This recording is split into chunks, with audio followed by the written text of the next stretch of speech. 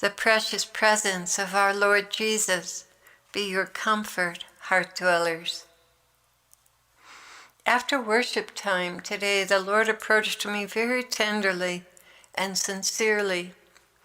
Looking into my eyes, he began, "It's been a little rough going, hasn't it, my bride?"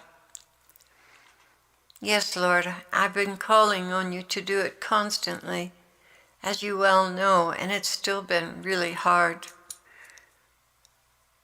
"That's the nature of the beast, my love. Even when you call upon me to do things, there is still a price to pay for being the conduit of my love and words to our precious family. But you are well seasoned in this area, and we get through it, don't we?" He looked at me plaintively. "I suppose a little worse for wear, but yes, here we are. My Jesus, what is on your heart tonight?" He began, waiting, the heaviness of waiting, seeing my brides assaulted by so many lies, doubts, attacks, and watching them hold up under it. "Yes, I see your heart. For you it has gotten to the point of sorrow and pain. I'm sorry for this, Clare, but I am using it. Have you ever known me to let you down?" "Well, there are still unfulfilled things I'm waiting for, but I assume they are after our return. And in other things, you've been amazingly faithful. I have to trust you, Lord. You've accomplished so many miracles. Every day's a new miracle as I see things coming to pass in our personal life. I'm sorry I feel this way, Jesus. I'm just tired. Like that butterfly you found, it was spent. It had worn itself out. Its wings were frayed, and it could barely move them anymore. But I renew you, Clare. I draw you into my bosom and renew you, sweet spouse. And you will carry on until the very last moment, the very last drop. And this perseverance is one of your hallmarks, one of the gifts I have given you. Most would have given up a long time ago, but you have persevered. I see the dagger in your heart over this waiting. I see it, I know it, I feel it with you. Don't suppose for a moment I am not suffering as you are.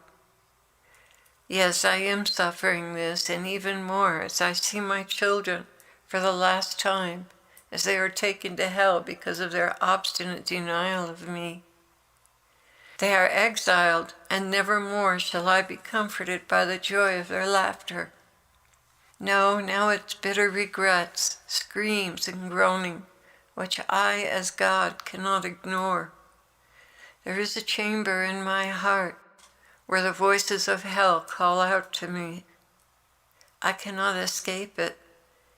It is my creation, and it is oh so painful, nerve-wracking and shattering. But it is there, and I am continuously aware of it. Put your head on my shoulder and rest here. Just rest for a few moments. Clare, there's nothing to say except that I feel the very same way. I share your grief, your waiting, your weariness, all of it. I carry it with you and for you. Yes, Lord, please help me carry this burden. Please help me. The longing is breaking my heart, but my intellect puts it down because I know how high the stakes are. I know I am numb to the tremendous suffering of others around the world. Well, you think you are numb, but in fact much of what you carry is associated with their burdens. I have distributed this burden to souls all around the globe, that others may not totally collapse under it. I wish I could do more to alleviate this pain. I wish I could. That is why you have a puppy and kitties and companions and even your life mate to share all these things with. I would never leave you without some consolations. You will find comfort in meditating on the Stations of the Cross. You will find comfort and strength in my suffering. Yes, you will find it. Everyone is feeling this burden, Clare. This burden of waiting, whether they recognize it or not. It is built into their everyday experience. Some are aware that it is something very large outside of themselves that they are carrying. For them, it is but a shadow, something intangible, associated also with apprehension. But this dynamic has been a part of their lives for so long, it is not even limited to recent events in the world. We have been near nuclear war many, many times, too many times to count. But my Father did not give the word, and it was averted. What you are partaking of now is something Christians have been feeling since the 60s. Had my Father allowed it then, you and I would not be together now. So you can see how the delays have impacted so many souls. Lord, what can I do to bring relief to those who are suffering in this exile, who are waiting? I myself am so weak and feeble at this point. Surely there must be something. He replied, I cannot tell you soon. You already know that. Besides, you've heard it and you're still here. Well, that's the thing. One visionary says it's going to be 15 to 17 years away. Is she right?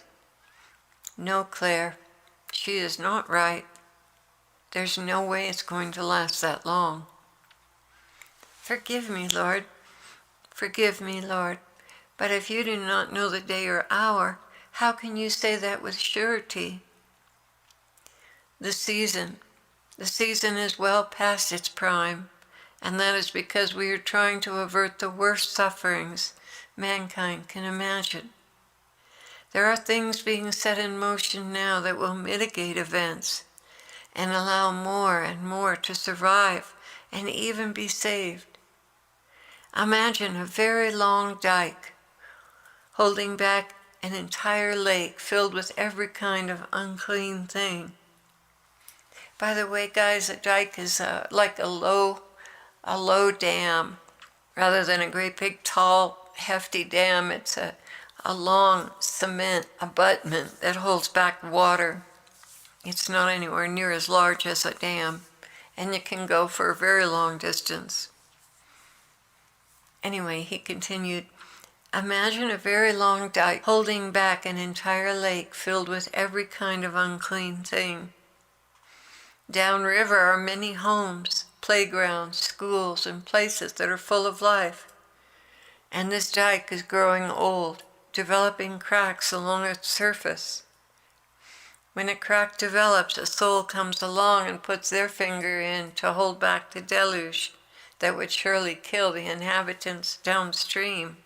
Since the 60s, this dike has been ready to give way, but concerned and responsible citizens have come and placed their fingers in the holes, holding it back from giving out.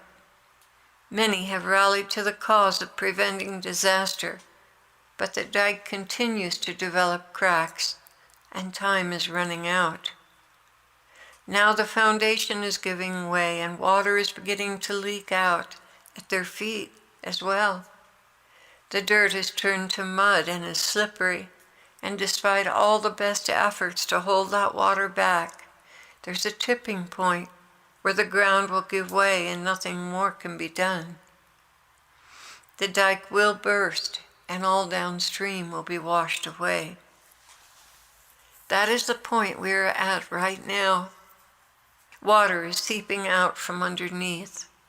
Those holding back the cracks are losing their footing as the earth beneath them turns slippery to mud. In some places the earth is still dry, but in others the water is beginning to form rivulets and turn everything around it into mud. If this is any comfort to you, This is the stage we are at now.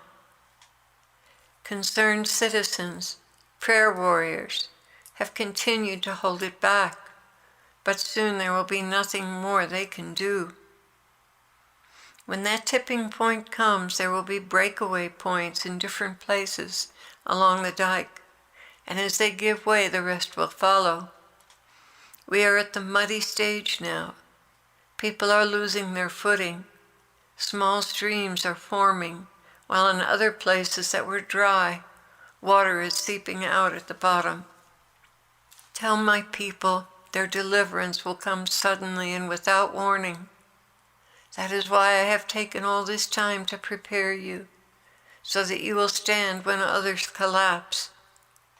You cannot envision the changes that will take place, but you can cultivate your total reliance on me, and I will see you through.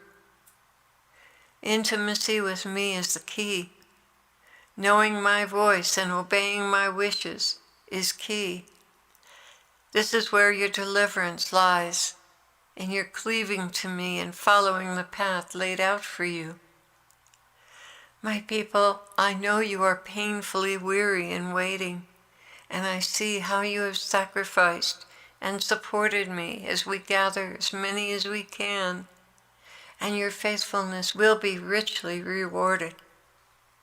In the meantime, be faithful to what I have appointed you to do. And if you do not have an appointed work, go about doing good to your neighbor. Forgive others. Be kind to your enemies. Take care of those around you who cannot take care of themselves. Pray for them. Worship and pursue a deeper relationship with me. I will not disappoint you, and your reward shall be great. Persevere, my beautiful people. Persevere.